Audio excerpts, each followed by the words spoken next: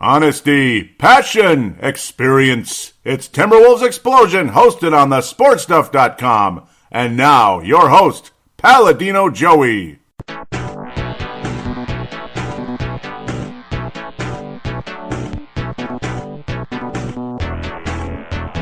Hello again, Timberwolves fans. Are you ready for the explosion of Timberwolves basketball? I am your host, Paladino Joey, or Joey Awajan. Timberwolves Explosion is available on iTunes, Google Podcasts, Stitcher, and Double Twist, and of course other outlets. I'm sure they can bind to the RSS feed and all that. Thank you once again for joining me today. The Minnesota Timberwolves had 3 games this past week and unfortunately come back 1-2. And it just kind of is what it is, I suppose. A very disappointing finish against the Dallas Mavericks. Extremely frustrating.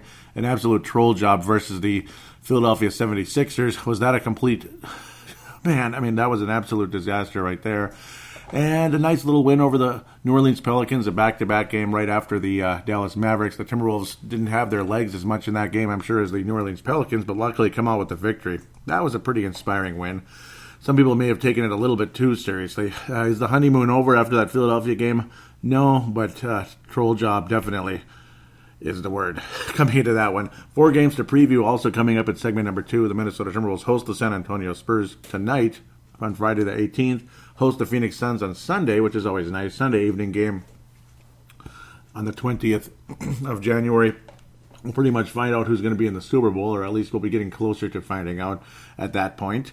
Team Minnesota home and home with Phoenix. They head to the Phoenix Suns, the Valley of the Sun, on Tuesday the 22nd, and then host, or at least head to the Los Angeles Lakers. It's the Staples Center to be on TNT, the Western Conference game. The later game, of course, 9:30. That's going to be fun. Oh, yes. You know about those LA Lakers? Let us hear about it, chick. The world champion Los Angeles Lakers are on the air. And I figure a lot of you Laker fans in the audience, at least, well, there's some of you. Anyway, Vinrock, Vince Germano, Stu Benson, and others would appreciate that a little bit. Yep, we're heading to Los Angeles. That'll be cool. Going to be enjoyable. Unfortunately, no Chick Hearn at this point. Obviously, long gone, but not forgotten, of course. Well, let's get into the 3 games if we can. I don't know. Frustrating week. Extremely.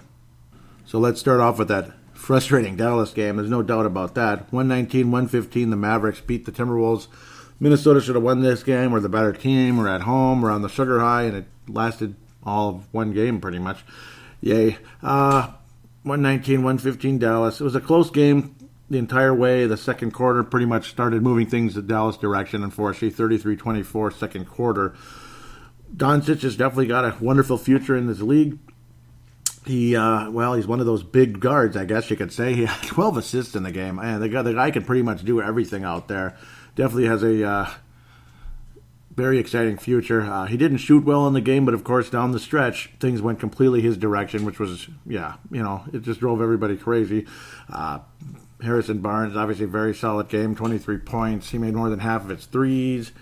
Dwight Powell, gosh, I mean, he couldn't miss in the game. J.J. Barea went down in a spill, ends up tearing his Achilles tendon, it turns out, and that's unfortunate. I'm not a fan of his. I didn't like him when he was here, except like maybe the first game, but I certainly didn't want this to happen to him, so definitely hoping a speedy recovery. That's scary, though, at his age. He's in his mid-30s already, if you can believe that.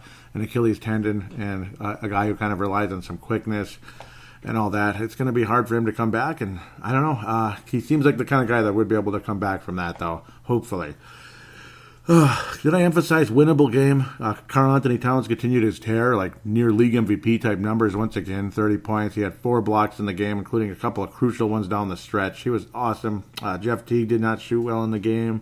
Andrew Wiggins was okay, just average, certainly not in that 40-point range. He had 17 points and missed 10 shots out of 17. That's not that good. Saric, no confidence throughout the entire night. Didn't make a single shot. He had a wide-open 3 that maybe could have helped the Wolves win the game down the stretch. In fact, it would have.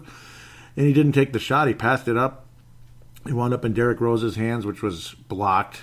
Floater attempt to keep the Wolves in the game. He ends up missing, and that you knew that was the end of that. An extremely frustrating overall game. Tyus Jones was just okay. at the end of the day. I don't know. He wasn't so hot, though. He was a good floor general, though, in the game, but he didn't score well. We'll say Derrick Rose, I love his offense and all that, but his attempts are not the best. And it's just, I don't know. I don't like that the ball wound up in his hands at the end of the game there when the Wolves needed the basket to tie the game up, maybe force overtime, hopefully survive. I mean, going into overtime at home would be nice.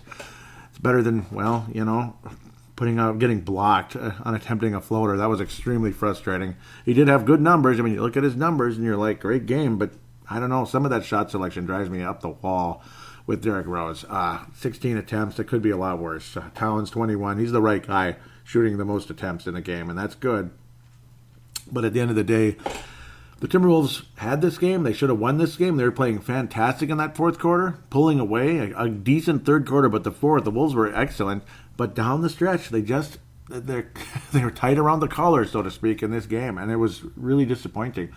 A couple of misses, and then next thing you know, Doncic is going down the court and chucking up a three to put the Mavs ahead, which I was just livid when I saw that. This was after Josh Okogie had helped force a turnover, which was great. He forced a turnover, and then he just tries to look like Magic Johnson hurling the ball. Like, I don't know what he's thinking. Obviously, he's losing his balance, and he just kind of flings it behind him, and next thing you know, Doncic has the ball going up the court and hurling the three to put the Mavs ahead, and that just drove me up the wall. I mean, I thought the Wolves had this game, and then you see a play like that. It just drove me absolutely nuts. Sickening. Nice to see, though, that the fan turnout was pretty good on a Friday night. And, of course, you'd expect it on a Friday night, but almost 19,000 people. So that's extremely promising that the Wolves ticket sales are going up a bit. A fun game, a good game, but a very disappointing finish. I mean, you had this game. You should have won this game, and you didn't win. So that basically is set me off a bit. DeAndre Jordan didn't get a single block in the game. I mean, that's extremely rare. Wesley Matthews didn't make a single three-pointer.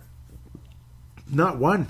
And yet, you wind up losing the game. And I know Doncic is a great player and he's got a great future, but he did not shoot well in the game. And to just kind of give it away the way this team did down the stretch was, I don't know, extremely disappointing.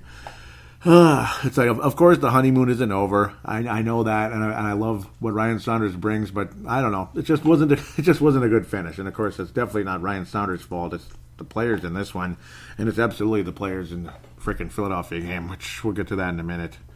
I don't even want to talk about it, but I'm going to have to at some point. You gotta get to it. The Pelicans game, though, back-to-back. You go from Friday Jan 11 to Saturday Jan 12. Another semi-higher scoring home game. Lots of energy in this game from Karl Anthony Towns, which is extremely important coming in. Julius Randle's actually playing the 5 in the game. Anthony Davis playing the 4. But it's kind of back and forth. They kind of go back and forth. Obviously, one goes out, the other one's the center, this and that. Great game for both of them. I mean, Julius Randle last time around, he couldn't miss down the stretch, and really throughout the entire game, nice smooth post moves, a little baby hook, whatever it was. Everything was going in for Julius Randle. He still wound up with a double-double. I know the Lakers and Vinrock would love to have Julius Randle back, and I don't blame him there. That would be nice. 7 of 13, he had 22 and 11 in the game. Anthony Davis had 30 and 14. He also had a pretty nice little welt on his face after Josh Okogie inadvertently elbowed him while going up driving to the basket, basically, going up for a layup or dunk. And at the end of the day, it was a foul called on Davis, which I'm sure he didn't appreciate too much. As, of course, he did make contact with Okogie, but Okogie made a little bit of contact with Anthony Davis in the game. But luckily, the Timberwolves ended up surviving this one. Jahlil Okafor, all he gets is 3 minutes and 55 seconds in the game and didn't even attempt a shot. And that's weird. So that's really weird considering what type of a prospect Jahlil Okafor is meant to be not even that long ago. Just a couple of years ago. It's odd. It's really odd. Andrew Wiggins, not good. 7 of 21, 33%, obviously. He did get 7 rebounds. He wasn't sharp with the ball either. He turned the ball over 5 times. It was a messy game for him. Karl Anthony Towns, though, continued that historic tear. And it's like, as awful as he was in the Philadelphia game, that game was enough to make me want to say Johnny Flynn Memorial. But then you look at numbers like this. I mean, 27 and 27. He was just everywhere, up and down the court. His field goal percentage wasn't that great. But really, on the Timberwolves, whose was? I mean, at the end of the day. Karl Anthony Towns, though, very clutch down the stretch. And, of course, the big block on Anthony Davis on a three-point attempt. 4 blocks for Karl Anthony Towns. Again, 27 and 27. That's a career high in rebounds. I thought he had 30 once, and I'm getting him mixed up with Kevin Love for some reason. Josh Okogie, well, he wound up with 17 points. Kind of almost Andrew Wiggins-like numbers with the 6 and 14 and 5 rebounds, which is nice. But well, I mean, he brings the energy. His defense is a lot better than Wiggins is, even though Andrew's defense has been significantly better the past, few months or so, a few months since the Jimmy Butler trade. You've seen improvements from him. Tyus Jones, great game off the bench, along with Saric, who shot the ball much better. Again, Saric passed up a wide-open three. His confidence was like zilch in that Dallas game, and I don't know what happened to him in that game. Didn't make a single shot the whole game. 0 points. It was devastating, and I didn't understand it. He had a wide-open three. That might have won the game for the Timberwolves. I mean, why not? Give it a shot. He's wide open. There's nobody there to block it, nobody there to alter his shot, nothing. Luol Deng got a few minutes in there, and that was cool. He got 5 points in a short span there in that second quarter. That was nice to see. It was cool to see Luol Deng get some time in there. Jeff Teague definitely feeling sore once again, and Tyus Jones definitely outplayed him by a wide margin in this game. Jeff Teague was one of the few Timberwolves that was a minus in the game, if that matters, I suppose. 2 points for Jeff Teague. Not a good game. Only 1 basket, and that's it. Didn't even get to the free throw line. Missed a few threes. Definitely feeling some soreness again, but he wound up with 10 assists, believe it or not, in just 21 and a half minutes. That's good. So Jeff Teague at least setting other players up, mainly Karl Anthony Towns, time and time again, getting to the basket. So that's good. Tyus Jones did get 6 assists to go along with his 14 points and a couple threes. Saric, again, same numbers basically exactly down the line except for the assists. Pretty much flipped the assists and rebounds for those two guys. Fun, solid game for the Timberwolves.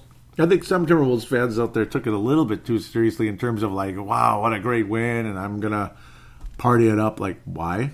It's a regular season win. I don't know. I don't know. Everybody wants to party for some reason, I guess, except me. But that's all there is to it there. Definitely a significant drop in attendance for this game, but I guess a lot of people wanted to see Doncic. It's all about the opponent still, isn't it? You got Towns and Wiggins on this team, so I don't know. And you got Okogie, and you have Ryan Saunders. Of course, a lot of people out there still are calling him Sanders. Not Timberwolves fans, but like national media are calling him Sanders. Sanders? Really? Sanders? I don't know, man. I don't know. You don't know who Flip Saunders is? So I'm a little surprised by that one. I know Flip Saunders isn't Phil Jackson or Greg Popovich, but it's still a pretty familiar name in NBA circles. So I was a little surprised by that when I heard some of that during some of the national/NBA media. I don't know, man. But what a fun game. Karl Anthony Towns was awesome. This wasn't the best game of all time or anything, but again, another solid fourth quarter. The third quarter, not the best, but the Wolves had a good, strong fourth quarter, and they really put the clamps down on the New Orleans team that looked like they're going to score 130 points in the game. With that said, you know what I'm leading towards. you know what I'm leading towards. And Minnesota has had pretty rough times against the Brown, Coach Brown-led Philadelphia 76ers, even when they stunk. That's why his win-loss record in Philly is terrible, because they had like 15-win type seasons there for a while.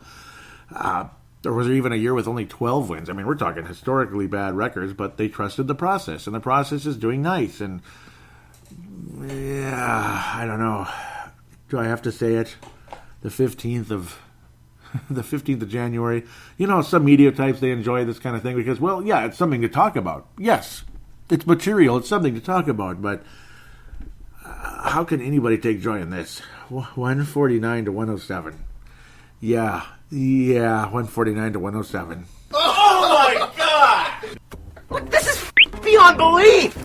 How quaint. I mean, really? Did they show up? Of course not. At my job, I would give the Timberwolves, every player on the team, 2 occurrences. No call, no show. No call, no show. I mean, 149, 107. I don't understand. I don't think anybody does. Every time the Timberwolves give up 40 points in the first quarter and you're down by double digits, it's like, watch out. It's going to be one of those. You just knew it. 40 points in the first quarter. I mean, the one case when it's like, okay, was the frickin' Magic, because the Magic stink and it was in the Target Center. one of Thibodeau's last games.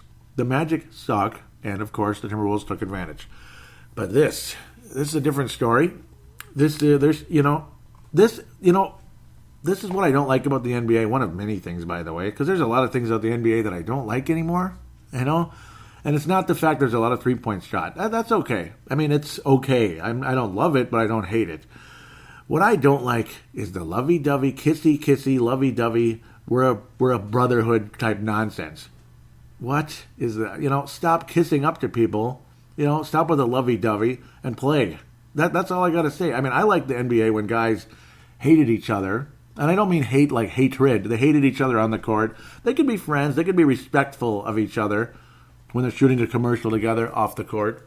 But on the court, they want to kick each other's butts rather than lovey-dovey, pat on the back, pat on the butt, kissy-kissy. I'm sick of it. And this is an example of what lovey-dovey, kissy-kissy gets you.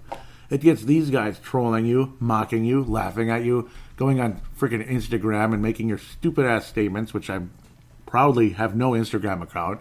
I signed up for a second and just like, I don't care. The only reason I have a Facebook or a Twitter is because Timberwolves Explosion, Purple Mafia, and Brave the Wild. That's the only reason I have it. Because, it's a bunch of nonsense. And watching these guys troll our team after the game, it's like, that's great. And, I don't like the social media nonsense. I don't like the trolling. I don't like the showboating. I don't like the shimmying. And I sure as hell, as flying bleep, do not like the lovey-dovey. Why are we lovey-dovey? And why are we intimidated by this a-hole? Why are we intimidated by this a-hole? The Philadelphia is a good team and all that, but I don't particularly like their attitude, and it seems like that's becoming a trend also. Every time a team has a little bit of success, they act like they're going to dance on your grave every time they make a shot. It's irritating. It really is. And that's kind of what I guess Philly's turning into another one, and we're happy for him. Karl Anthony Towns, grow some balls and take it to this guy. I mean, stop letting Joel Embiid intimidate you. Stop letting Joel Embiid laugh at you. I already don't like Joel Embiid now, and it's been going on for about a year for me. I love him as a player, but I don't like his attitude. And go ahead and say, oh, you're missing out. I'm not missing out on anything. They won the game. I respect that they play well. I'm not missing out on anything at all, actually. I would rather miss out on the showboating and the trolling. I'll pass on that. The problem is I can't miss it because it's getting shoved down my throat every time I turn on the TV. Or every time I watch the game. So whatever. I'm not missing anything. Josh Okogie was barely, he barely showed up. Derrick Rose was okay, but it kind of didn't matter. I mean, the Wolves were down by a lot, and that was it. The Wolves were down by a lot, and it just kept building. It was a flood. It was like Noah. I mean, where was Noah's Ark in this game? The Timberwolves needed Noah's Ark to survive this one, and unfortunately, I don't think the Ark was built on time. I mean, that's about all I have to say about this one. I mean, what do you want to talk about? The threes, the wide open threes that we gave Joel Embiid. Jimmy Butler shooting 8 of 10 from the floor, getting everything he wanted when he wanted it. Anywhere you want it, that's the way you need it. Any way you want it, da-da-da-da-da-da-da. That was Jimmy Butler the entire game. I mean, Wilson Chandler, who hadn't played half the freaking season or was relegated to a pretty minor bench role, he looked pretty good. And I like Wilson Chandler. I wish he was on the Timberwolves, that's all. I like him, but I didn't like him in this game for a couple of minutes. 5 of 7. He was extremely efficient. Joel Embiid, 31, 13. And troll job number 900. Ben Simmons, Ben Simmons is a really nice player. I'm surprised he actually made free throws in this game because that's the one thing he really sucks at, to be quite honest. He needs to get better at that. He did in this game. Of course he did, because you could be the worst shooter in the league and shoot 8 of 10 against the Timberwolves magically on this night because it just was that way. Not trying to bash the Wolves, it just was that way. It was that kind of game. Ben Simmons, I don't know. There's something about him. I don't like him that much either. As a player, sure, he has the look in his eye though kind of bothers me a little bit. Like thinks he's God Almighty. I don't know. I get a little tired of that too.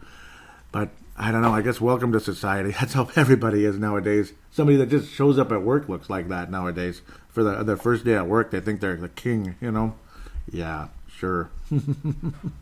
That's pretty much where things are heading these days. But I don't know. The Sixers have a really nice, positive future. We'll see if things implode because Jimmy Butler, ends up being what we thought he was. Copyright Dennis Green. I'm sure he will. It's just he had they had their little day in the sun with Jimmy Butler, and this one, everything's all good and dandy for a couple of days, and we'll see how things continue. But I don't know. I don't really want to say a whole lot else other than the Wolves just did not show up, and the Sixers did, and they had a lot of fun. 76ers are it's good to see them do well. One of those classic East Coast teams. It's good to see them do well. Joel Embiid as a player, I love him. I don't like the trolling, and I hate the fact that he just is owning, and I mean owning Karl Anthony Towns. I hate the fact that Karl Anthony Towns doesn't respond to it after having a hell of a game against Anthony Bleepin Davis. I mean, he had an awesome game against Anthony Bleepin Davis. Yet Joel Embiid, who's younger, whatever, about the same age group anyway, takes it to Karl over and over and over, and it gets under his skin, and I don't know, it's a shame. It's a huge shame. Karl needs to wake up a little bit when he plays this guy, and it hasn't happened yet. Point made. Timberwolves lose. That's about all there is to say. The Alpha Wolf. I've been calling a Lone Wolf again. It's Alpha Wolf Award for this week. It's going to go to Karl Anthony Towns because of the first two games. We're going to pretend this game didn't exist just for that purpose. Because everybody gets the Johnny Flynn Memorial for the Philadelphia game. Everybody. I mean, really? 4 of 14 from Wiggins? Well, Gibson showed up and played a little bit in the minor minutes he played. Okay, we will put a pass for Taj Gibson. He actually played pretty well in the 18 minutes he got to play, poor guy. Saric was okay against his former team, but nothing special. He wasn't aggressive enough, I thought. I thought he really wasn't. Luol Deng actually was really good, actually. But Luol Deng can still play. It's just, he's the kind of guy, he's not going to last forever if you give him any type of a minutes. Poor son of a gun. Jared Bayless got to play against his former team for a few minutes as well, but Keita Bates-Diop got to play in this game. Keita Bates-Diop gets the, I was going to say Keita Bates-Diop gets the Alpha Wolf for just being able to play, but he didn't even make a shot, man, and that's too bad during that garbage fourth quarter where the Wolves scored 17 points and the Sixers continued to run up the score. They just ran that score up.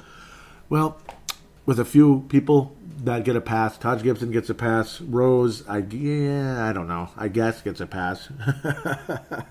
And Luol Deng absolutely gets a pass because he played awesome in the game. But again, garbage time in the second half there.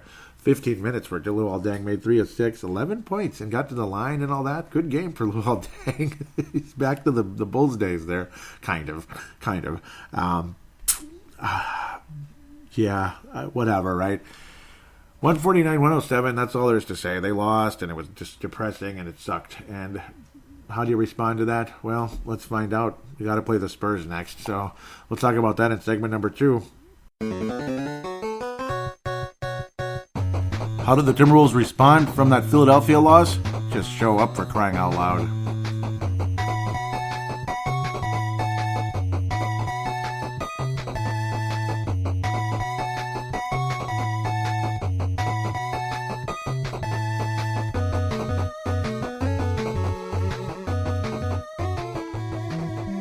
And we are back here on Timberwolves Explosion, segment number 2. 4 games to preview, but I get to kind of cheat a little bit because, 2 of them are, back-to-back, same team and all that, home and home type of thing. Not quite back-to-back, but it's the same team, 2 games in a row type of thing. So I get to cheat. It's like a 2-for-1 sale.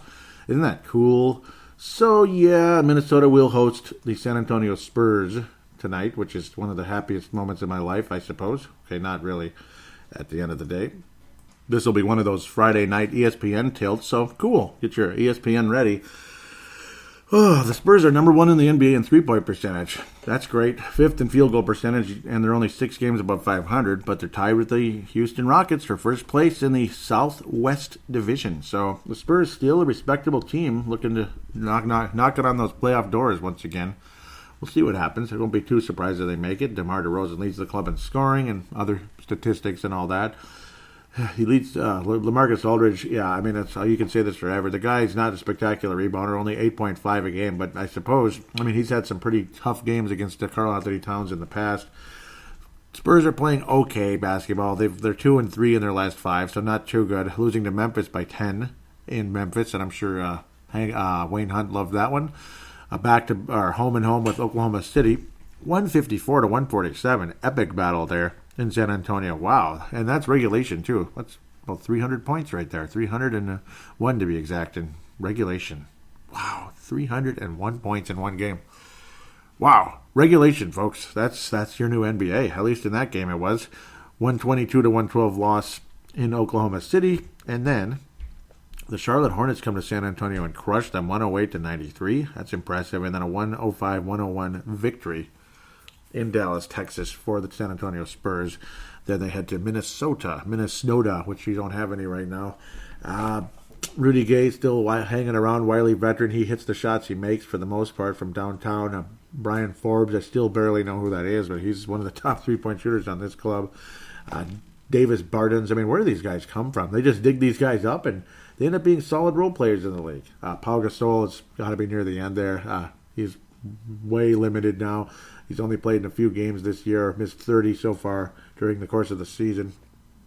Down there with Dante Cunningham in minutes. In fact, Cunningham gets more minutes than Pau Gasol this year. So, very sad ending to a great career, along with Dirk Nowitzki, who's been relegated to single-digit minutes in most games. He's a borderline mascot for the Mavericks now, which is really sad, actually.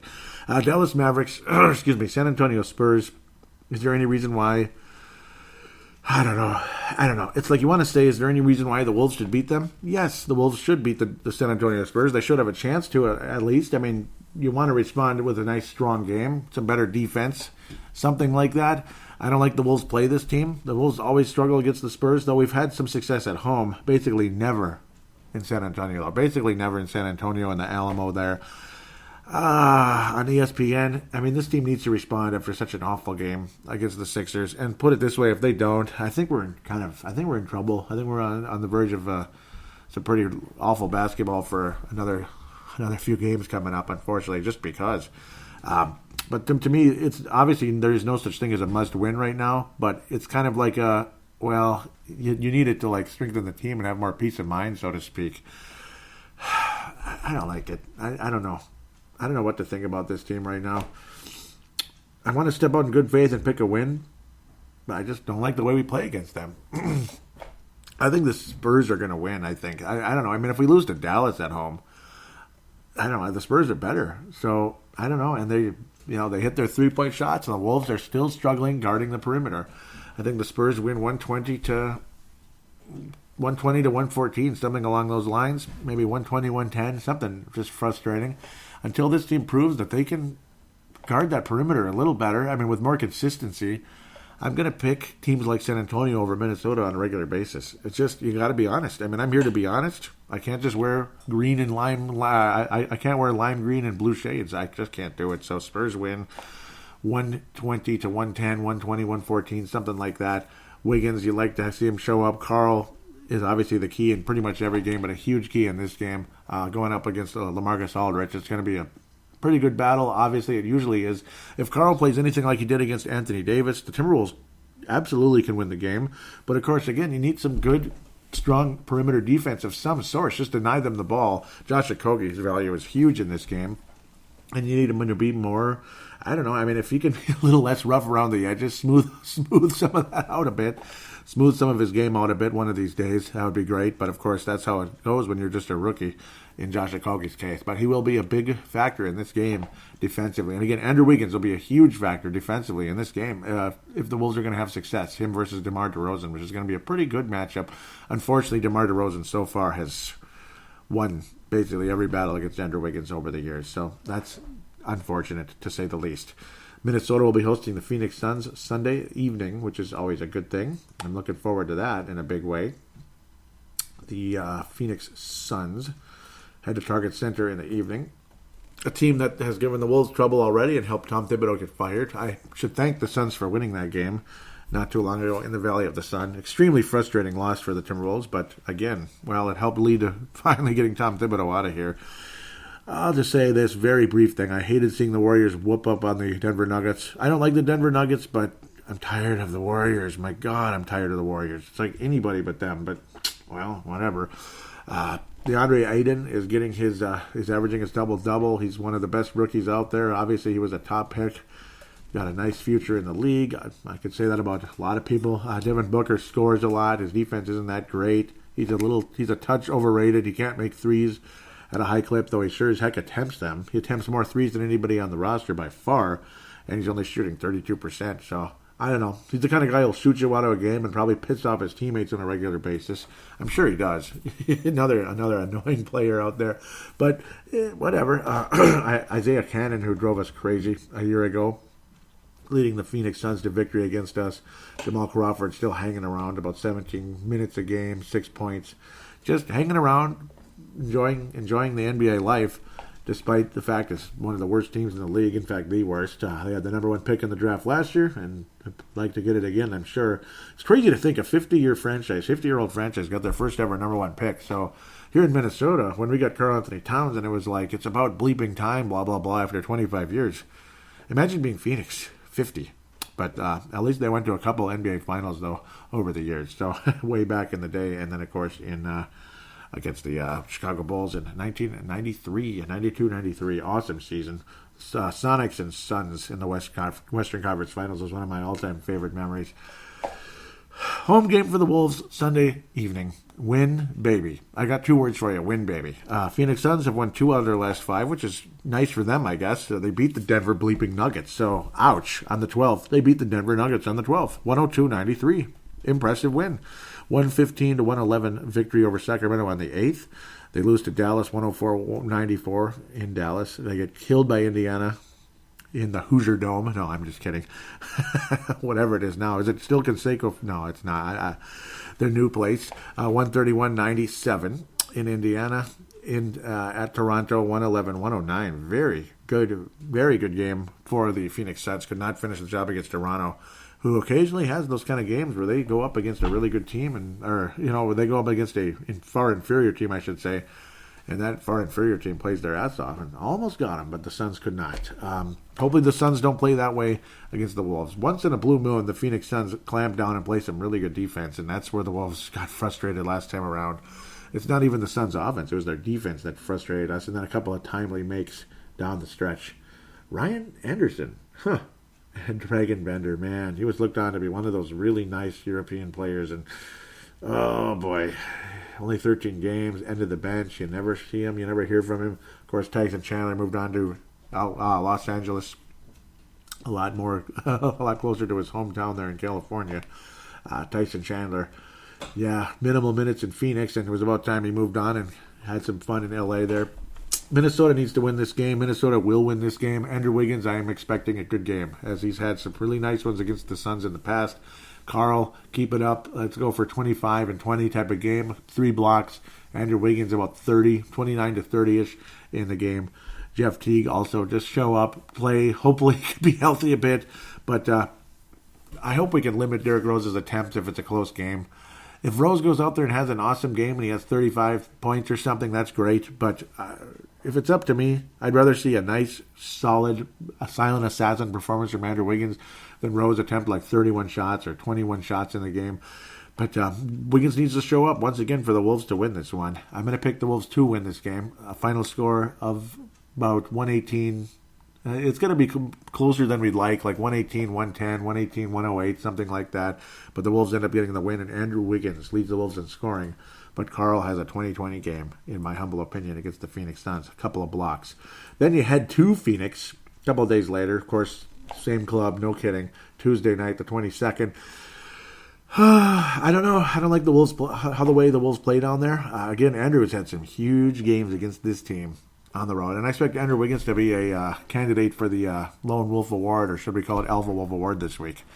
I think he's going to have a couple of really nice games against the Suns, and if he doesn't, it's going to be a frustrating week. Very frustrating. I have the Wolves losing to the Spurs, beating the Suns at home, and then, I don't know.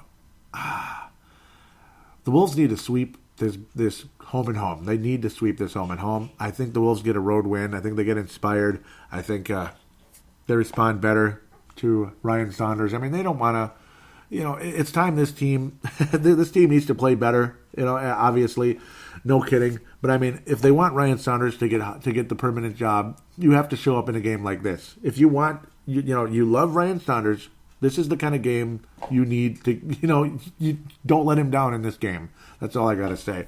I'm going to predict a very close victory for the Timberwolves. Very close, back and forth type of game. Karl Anthony Towns, upper 20s, low 30s. 3-4 blocks in the game. Andrew Wiggins, 25 to 30-ish. It's going to be those two guys that are going to really step up in the game. And then another player, one other guy. I think maybe Saric has a hot game. I think he gained some confidence against the Phoenix Suns for some reason. 18 points. I have a feeling he's going to hit like three or four threes in the game. I just have that inkling. Something like that. But Minnesota somehow escapes and wins the game 120 to 118. And the Wolves, a big shot down the stretch, a couple free throws that Andrew Wiggins makes and Jeff Teague makes down the stretch to help the Wolves win the game. And, wow, it's going to feel good. Jeff Teague is going to get 11 assists, something like that, 15 points, but he'll make some clutch free throws down the stretch to lead the Wolves to victory, as long as the guy's healthy enough to play. I should also mention Tyus Jones. Yeah, that's going to be a tough loss with the ankle there. He sprained his ankle. Look, he could hardly walk after the game against the Philadelphia 76ers. I do need to mention that, as there was so much else crap to talk about. So that could be a hindrance in a big way. Jared Bayless is going to be playing. He's going to be getting minutes because I don't think Tyus Jones is coming back right away from that. And if he does, awesome. But that's unfortunate. Though not too many people are talking about poor Tyus at the moment, unfortunately, of late. But Minnesota is going to actually sweep this home and home with the Phoenix Suns. Los Angeles in LA. The one thing is, obviously, see, if LeBron was playing, I'd say loss for sure. They're playing better right now, though. And I don't know. It's going to be interesting to see how things go. That January 17th, just last night in Oklahoma City. What a game, huh? Went to overtime. The LA Lakers outscored them by 10 points in the overtime period, of course. Still no LeBron James, if you can believe it. But Alonzo Ball has definitely been stepping up late. And Kyle Kuzma had a huge game, 32 points. As did Zubac. Wow, Zubac, 26 points. He only missed 2 shots, 12 of 14. Pretty incredible. And even Josh Hart, wow, what a nice game for him. Michael Beasley, let's leave him alone. He barely even showed up, so it doesn't matter. Brandon Ingram did not have a good game, but Kyle Kuzma really picked up the slack there. Ooh, boy, what a good win for the Lakers. It's like this Oklahoma City doesn't like playing Minnesota or Los Angeles, apparently. It's gonna be an interesting matchup here. Obviously, still no LeBron. They're holding him out another week or so, or he's holding himself out, or whatever it is. Someone's holding somebody out. LeBron's missed 12 games so far since Christmas Day. Unfortunately, it's already been that many games. Oh boy, I mean, Karl Anthony Towns has pretty nice games against this Laker team historically. It's got Karl written all over it. Remember, he started his career in Los Angeles against the Lakers, a team that could have drafted him, but unfortunately the Timberwolves said nope, right? Unfortunately for the Lakers anyway. The Timberwolves said nope, and then the Lakers took, they took the other guy there. Just what's going to happen in this game? Oh, man. Very winnable game by the Timberwolves. I expect a huge game from Karl, though. Huge. I expect 30s. I expect 15 rebounds, 4 blocks. I think it's going to be one of those games where you're going to be talking about Karl Anthony Towns quite a bit on the national broadcast on TNT. Or so I hope. The Lakers are dangerous, and occasionally they get hot, and things go the other direction. They're 9th in the league in field goal percentage. Their three-point percentage is not good. But sometimes they get hot, and that's what happened against the Oklahoma City Thunder recently. The Lakers have won 3 out of their last 5. They beat Detroit by 13 at home and lose to Utah by 18 points in Utah. Ouch. Home game lost to the Cleveland Bleeping Cavaliers. Oh, wow. 101-95 on the 13th. They beat the Bulls at home, 107-100, and then on the road against OKC. So nice response after that Cleveland game. Wow, that's bad. I'm sure LeBron kind of gave him a hard time about that. Yeah, that's rough. It's too bad LeBron couldn't come back to play in that game, but it wasn't in Cleveland, so kind of is what it is there. Oh, ouch. For the Lakers have to play the Houston Rockets in Houston and then host the Golden State Warriors on the 21st before heading to before hosting the Minnesota Timberwolves on the 24th, Thursday. How is this game going to go? It could go all over the place. It's a toughie. But with LeBron out, the Timberwolves played so well against this team with LeBron out. They played so well against this team last time around, and Karl Anthony Towns was amazing. And we got Thibodeau fired anyway, despite a 22-point win, which is like a 30-point game for most of the game. Where do you go? Karl is going to be the big star in this game. I think the Wolves are going to score a ton of points against this team. I just got that good feeling. 123, 125, 124. Sometimes they put the clamps down, though, too, don't they, the Lakers? It's tough to say. Their defense has been better of late. You got to admit, their defense has been better. Lonzo Ball has been better and better and better. He's been improving. His numbers have been climbing up. And, of course, he's had to, of course, with the loss of LeBron James. More assists, better plays, hit some threes. His three-point percentage still isn't where it needs to be. His field goal percentage, at least it's over 40% now. So he's got a lot of that Jason Kidd in him, where early on in Jason Kidd's career, his field goal percentage was horrible, and it gradually improved until he became a pretty good three-point shooter late in his career in Jason Kidd's case. Of course, everybody's different. You don't want to compare everyone to someone else, this and that. I can't even believe what I'm seeing, though. I mean, Lonzo Ball hardly gets to the free throw line, and 41%. Say that's a typo. Please tell me that's a typo. 41%? Really? Sorry, Vince. I'll be quiet now. You're going to kill me. But I can't believe what I'm looking at there. What the hell? You're a bleeping point guard. You got to make your free throws and stuff. Yeah, and stuff. He attempts one a game, too.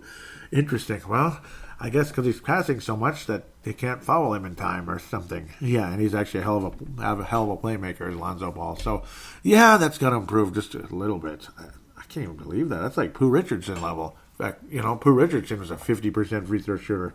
They used to drive people nuts here. Great player, but frick, you got to make your free throws. Point made, Minnesota's going to win the game, 125 to... Yeah, I think we're going to have a nice solid win. 125, 115, 110. I just got a feeling the Wolves are going to play very well in this game on national television. I think we go 3-1 this week. A little 3-game win streak. Get that sugar high back going again, pumping through those arteries after an awful 1-2 week, losing to Dallas and such. I just think this team is going to start playing better and better for Ryan Saunders because they want him to get hired. And, well, with no LeBron James, I think the Timberwolves need to get the job done against the LA Lakers, and they will at the end of the day. Minnesota 3-1 this week. Why am I so optimistic? Well, I mean, you got to respond after that stupid Sixers game. Time to grow up, just like the frickin' Lakers responded after the Cleveland game, which could make things quite interesting. But I think they're going to get beat up a bit in the upcoming games here and lose 3 in a row. Houston, Golden State, and Minnesota, in my humble opinion. But we'll just have to wait and see. Hopefully I don't look real stupid a week from now. We'll find out. right? With that said, we'll take a quick break, come back for some fan interaction.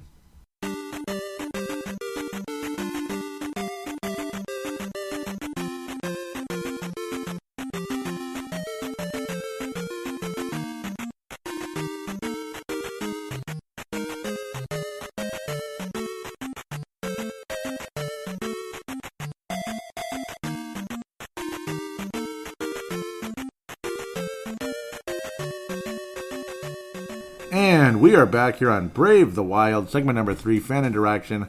Let's get her going here. At Wolves Explosion is the Twitter account. Want to thank Vince Germano, Lakers, Pies, Browns, at Vinrock44 for retweeting the most recent show. I think that's it this week for the retweets, but I appreciate it, though. Thank you very much. And those of you that have done it in the past as well, thank you again so much.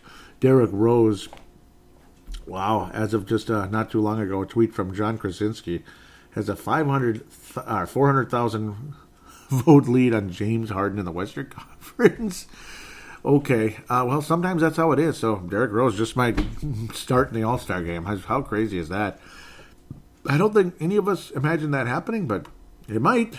There's a real possibility that Derrick Rose is going to start in the All-Star game. That's kind of funny.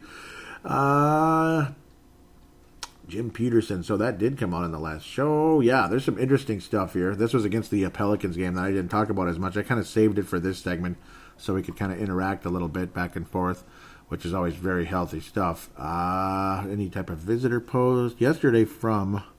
Oh, there's a couple here. I better...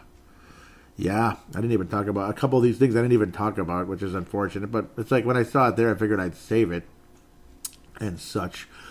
Boy, a couple things, man. Lots of stuff. Was there any response on the most recent episode? No. So, the Timberwolves all-time leaders in 40-point games. This is after Andrew Wiggins had played the Oklahoma City Thunder. Andrew Wiggins is second all-time on the team with 7. Kevin Garnett only 4, which says a lot because Garnett never had those big scoring games, hardly, it seemed like. It's kind of weird, and it's also crazy to think that Kevin Love has 10, but Andrew Wiggins only 3 behind Kevin Love for the all-time lead.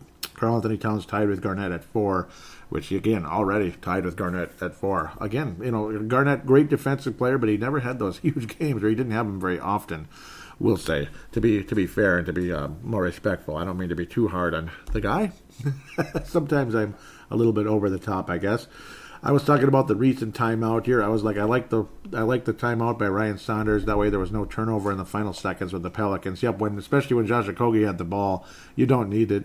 And the Pelicans again folded after that. I thought that Ryan Saunders, yep, he's going to be a nice coach. His decision making down the stretch is, I think he's got a future. I think he knows what he's doing. He's not in over his head. The 76er game absolutely was not his fault, I'd have to say. Vince Germano says, again, Vince Germano of the Courtside Podcast says, I like how the Wolves bounce back after a loss to Doncic and the Mavs. Okogie bounces back with a very solid game after that huge mistake late in the fourth quarter against the Mavericks. I like how Saunders plays Gibson and Sarge together. Not sure how often Thibs, let's see, I didn't load here, did that, but I like it even if it takes a little time for Saric to get used to playing with Taj. I also love the fact that Saunders plays his bench. Yep, he actually gives the minutes also. Stuff Jimmy Butler. Yep, I couldn't agree more with that. Oh, yeah. Yep, and we'll talk about those minutes a bit, too. I took a picture of it. I saved it for now. I probably could have talked about it when I was doing the game review. But no, it's huge. When you sit down and look at it, I mean, these are things that are a complete contrast from Tom Thibodeau. Bench points, 39. Again, this is in the Pelicans game, 110 to 106 over the Pelicans, 39 to 17. The Timberwolves, 39 bench points, 39 3-point attempts. Now, 11 of 39 is not a great number, but they attempted 39 threes. So, okay, I mean, you make 20 of them, all right, man, you're really dominating a team. So in some games, that's going to happen, which is really nice. The comments by Wayne Hunt, who is the alpha dog of the Courtside Podcast. Wayne Hunt, Vince Germano, and Stu Benson, the Courtside Podcast, highly, highly recommended on iTunes, Podbean, and other applications that link up to iTunes and such with the RSS feed. Wayne Hunt says, well, it's been 3 games, and I hope he is the Brad Stevens that all Wolves fans want him to be. But the countless media coming out and absolutely trashing Coach Tibbs should be ashamed of themselves. He might not do things that everyone else wanted, but he sure got the job done, including building this roster that Ryan Saunders is winning with. Well, Flip Saunders put Wiggins and Towns. Look at ya. Okay, but no, I mean, yeah, Teague and Taj Gibson, of course. I like him. Tyus Jones was drafted by Flip. So, yes, some of them. Not everybody, but there's a number of them. Yeah, let's continue. And again, Saric, yes, he traded for Saric, and unfortunately, Robert Covington's been out this whole time as well. We could have sure used his help against the Philadelphia 76ers, but, geez, I mean, yeah, let's just leave that alone. Like I said before, I hope it works out for Ryan, but if he gets the gig long term, the real test will be his first draft and how he fills out the roster. It's the honeymoon part right now. Let's not forget who the owner is. Ryan Saunders isn't the president of basketball, though, so it's not if he fills out the roster, per se, because he can have say in it, but it's not his final decision. It's going to be someone else now, where Thibs was the final say of everything regarding basketball and the Minnesota Timberwolves at the time. So, Tanae Brown out of New Zealand says, gotta be a franchise record for 3-point attempts, LOL. Can't wait to get home and catch up on these last few games and the podcast. Thank you so much, Tanae. And yep, I understand the guy's a very busy person. I am too. It's a miracle I can get these done sometimes. It is. I'm not even kidding.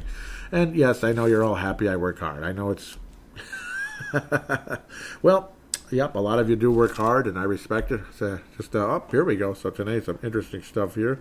We'll come back. Yeah, there is a group of things here. Here we go. Well, Wayne Hunt posts that troll job by Mr. Joel Embiid on Instagram, and ultimately was taken forward with, what was this website? SB Nation. Wayne Hunt says, ouch. Well, I guess some guys can't even win graciously anymore. And yes, I am getting tired of that, too. Win graciously, for crying out loud. He says, but what do you expect from a team with Jimmy Butler on it? I have a feeling that Karma and Eagles are going to come back and kick Phillies in the arse. I do, too. I couldn't agree more, actually. I do, too. The post from Joel Embiid it was an honor to be a part of the third stringers and get a win against real NBA starters. Hashtag the process. Yeah, whatever. So, yeah, what a jackass.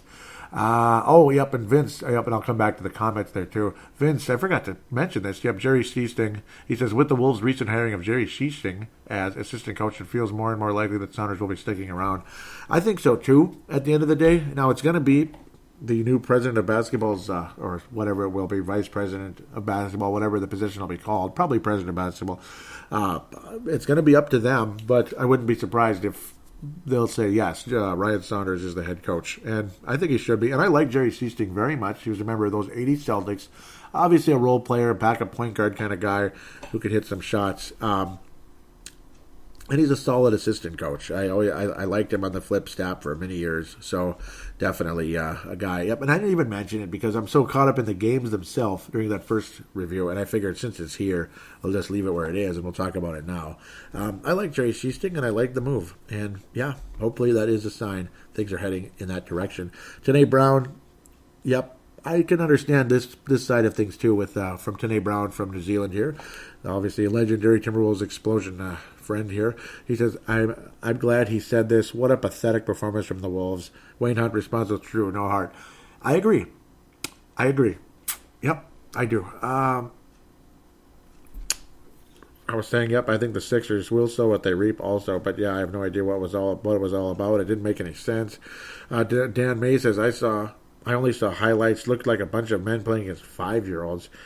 Yeah, and I was saying it's the best part for me is it's another team for me to hate. That's the best part, and that's basically what it turned into.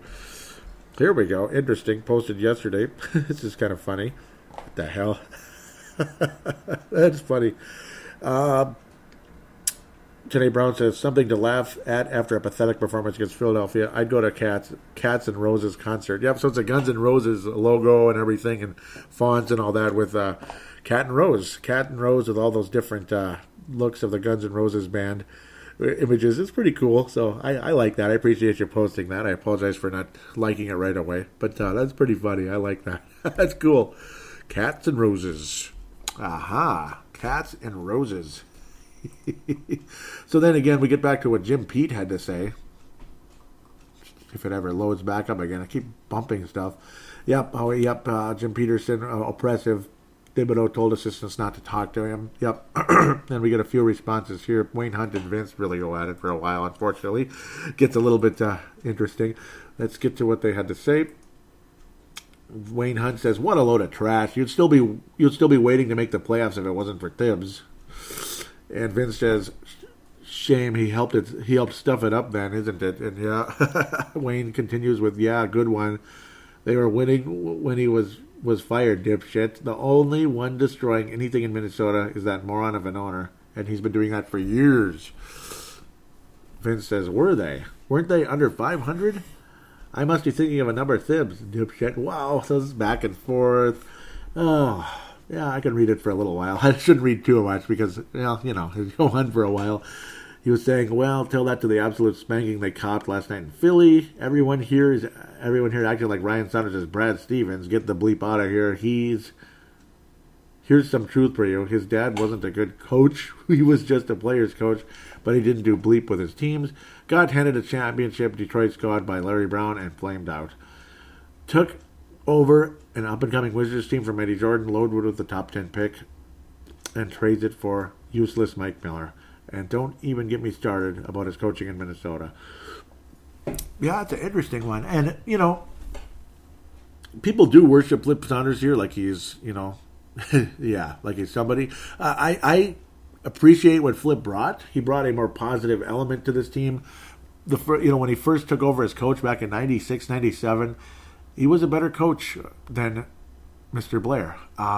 95, 96, actually. Yeah, it was way back. He ended up being a more positive influence than any coach we'd had before. It was right time, right place. Absolutely. I do think Flip Saunders knew what he was doing in a lot of ways, but at times, no. I mean, it got stale after a while when the team wasn't getting out of the first round. It was multiple people's fault. Flip could never get his team over the hump, which was frustrating. Kevin McHale also was strapping the team with horrible contracts. Kevin Garnett's over friendship with certain players was helping that as well, kind of like LeBron in Cleveland first time around. So it was a lot of people. And yes, Flip was a part of the disappointment the first time around. I thought Flip coming back, though, as the president of basketball was a difference maker in a big way. I think Flip was a way better, and I mean significantly better, president of basketball operations than he was as a coach. A good coach, and I think him passing on some intelligence to Ryan Saunders is helpful. And Ryan Saunders is going to go his own direction because he's his own person. And, I don't think you're going to see a whole lot of mid-range jump shots like you saw with Flip. So you're going to see a more modern style out of Ryan Saunders. Obviously, it's a completely different generation. Not all of Flip's coaching was bad. It was successful at certain levels at the NBA, maybe not. At the minor league level, he was unbelievable. So interesting back and forth. Vince was saying how he took Minnesota deep in the playoffs and all that, and they kind of go back and forth a bit and forth about Ryan Saunders. Interesting conversation. I encourage you to look at it. I shouldn't read it all back and forth. It might drive you crazy. Vince Germano was saying about Jim Pete, though, the response to Jim Pete rather than the back and forth conversation was couldn't agree more. Thibs didn't learn or change anything from his days in Chicago. Will probably make the same mistakes if he gets another gig, and I think so too. So with that said, I think that Tom Thibodeau did not learn from his mistakes, and it was a huge problem. So no, I mean, I don't disagree with everything Wayne Hunt is saying. I'm so scared to say stuff in this town because people get so offended by the littlest things. They attach themselves to certain names, and it's like you can't do that. You can't say anything negative about this guy or that guy. Flip Saunders was not perfect. Flip Saunders, though, was the best president of basketball operations this team ever had. And to ever get somebody better, it's not going to be easy. If we somehow magically get somebody at that level, it's going to be unbelievably great. And if Ryan Saunders is successful in this at the NBA level, it's going to be a wonderful story. It truly is. The hope is it doesn't become the country club again, because losing in the first round, mediocre players, mediocre decision-making, mediocre coaching, just soft milquetoast approach like we had for so long, that got so stale for everybody. Players, fans, media, everything. Flip's treatment to the media was wonderful, though, in this town. Very respectful. And it's like such a stark contrast to Tom Thibodeau, who wouldn't talk to anybody. He wouldn't talk to his mother, pretty much. So that was kind of getting to be too much. Thibodeau had his way. Flip had his way. Ryan has his way. Blah, blah, blah. Everyone's different, and it's just how it is. And this town gets overly attached to certain people and overly hateful/detached to another person. This town makes up their mind fairly quick, fairly often. I don't think a lot of people here like me very much, honestly, because I'm more of a truth sayer. I don't have to be all, I'm not all lovey-dovey. I'm not. But I do get optimistic. I get happy. I get optimistic, like about Ryan Saunders. I got optimistic when Flip Saunders took over for David Kahn. And extremely optimistic when you got a couple of number one picks into Minnesota finally, and good things started happening. That Andrew Wiggins trade at the time was beyond exciting. You get the bad blood and Kevin Love out, Andrew Wiggins in. He looked like he had a little bit of Dominique Wilkins in him in the early days, and I think it's still in him. But can he bring it out for real at some point in time? I hope so. And Karl Anthony Towns obviously was by far the right pick, and Flip was completely infatuated with Jahlil Okafor, and Flip, to his credit, changed his mind. He changed his mind, and that was a difference maker. He also brought in Tyus Jones. So, unfortunately, that was the last move he ever made as a president of basketball for the Timberwolves. So, very, very sad story there. Now, to say he was the perfect coach, particularly back in the day, of course he wasn't. Of course not, because if he was, the Timberwolves would have had more success. He could have used some help from McHale. Garnett could have, I don't know. Garnett was close to some of the wrong people, unfortunately, and the contracts and all that. His contract was too high, blah, blah, blah. Everybody's contract was too high, though. It wasn't just his. Combination of everybody. This guy was paid way too much to be a backup point guard and sit on the injured list all year. It's like a Troy Hudson.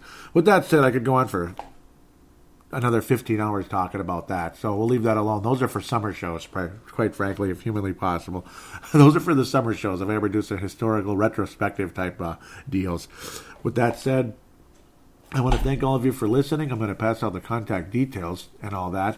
Now, of course, the Facebook page, I didn't even mention that, facebook.com/Timberwolves Explosion. And, of course, a shout-out to Flip's Army. Encourage you to join that. In-game threads, Timberwolves news, Timberwolves conversation. Ignore some of the other posts about Golden State or something. If they just love the Warriors, just ignore those because, yeah, we can pass on that, right? Remind them. I encourage you to remind them this is a Timberwolves page and not a Warriors page. So if you ever get anybody posting about teams like that, just, tell them off a little bit for me if you could. And I'm just playing mostly.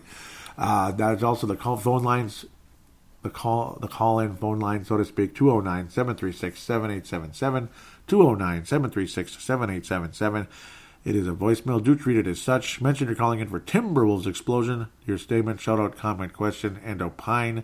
There's the Call Now button on the Facebook page. Treat it the same way. It goes through Facebook Messenger, so it's free no matter where you're from, as long as there's some type of internet/data connection to that. The one I always encourage the most, though, is the audio submission route. Use the free voice recording application on any smart device on the planet. Treat it like a phone call. Simply press record, start talking, stop, save it, and email it to paladinolive@yahoo.com. paladinolive@yahoo.com. And I will then convert it into an MP3 file so I can get it on here in the editing software called Audacity. Thanks to Zumzar.com or Converto.com for providing that free service, as long as the file isn't too big, which it's not going to be that big. Even a podcast I could probably just about do without it paying anything. Just about, not quite. Podcast a little bit, tiny bit too big. But no, it's a wonderful service. Thanks again for that. I want to encourage any of you out there that haven't yet to please write a positive review on iTunes if you want to help the show out. Oh boy, apologize if I seem a bit disoriented on occasion. I'm exhausted. Things have been pretty crazy of late, so again, I apologize. And of course, it seemed like forever I haven't been feeling my best, and lack of sunlight. Lack of sunlight still going on this time of year, so that's how that goes. God bless all of you, though. Hopefully the Timberwolves do indeed go 3-1 and head in the right direction. That would be pretty damn cool. And then maybe Ryan Saunders can start showing what he really can do.